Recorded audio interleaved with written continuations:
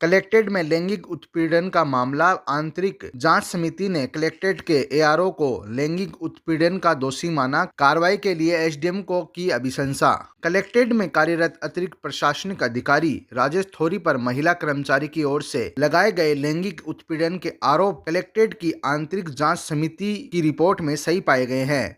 समिति ने थोरी को दोषी मानते हुए अपनी रिपोर्ट एसडीएम को भेजकर कार्रवाई की अनुशंसा की है, जिसमें आरोपी के खिलाफ राजस्थान सेवा नियम के तहत कदाचार की कार्रवाई की जा सकती है। मामले के अनुसार महिला कर्मचारी ने 6 सितंबर को कलेक्टर को एक शिकायत देकर एआरओ राजेंद्र थोरी पर गलत इशारे करने व भद्दे कमेंट करने के आरोप लगाए थे। तब यह मामला स्थानीय शिकायत समिति के पास गया, जिसमें महिला के बयान लेकर कलेक्टर से कार्रवाई की अभिशंसा की गई थी।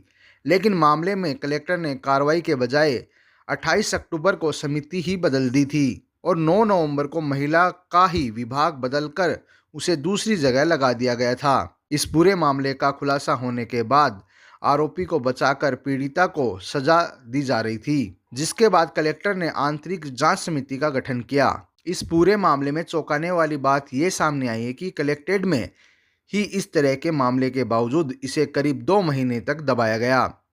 पीड़िता ने 6 सितंबर को अपनी शिकायत कलेक्टर यूडी खान को दे दी थी।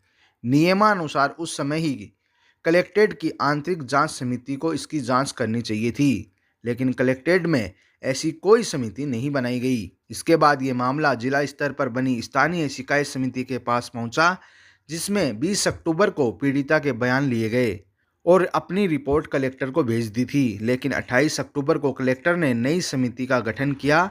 इसके बाद 9 नवंबर को पीड़िता का ही तबादला कर दिया गया, जबकि आरोपी उसी जगह रहा।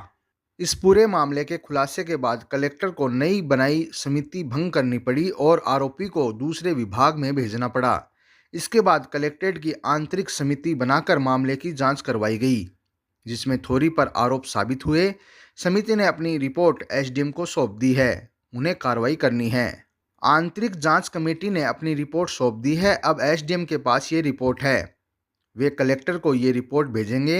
एसडीएम की माने तो मामले में 60 दिन में कार्रवाई की जानी होती है। इसके तहत आरोपी का तबादला दूसरी जगह किया जा सकता है, सेवा लाभ में कमी की जा सकती है।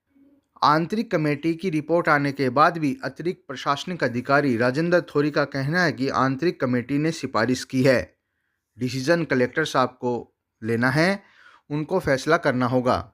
इस बारे में मैं कुछ नहीं कह सकता, अंतिम निर्णय के बाद ही कुछ कह सकता हूँ।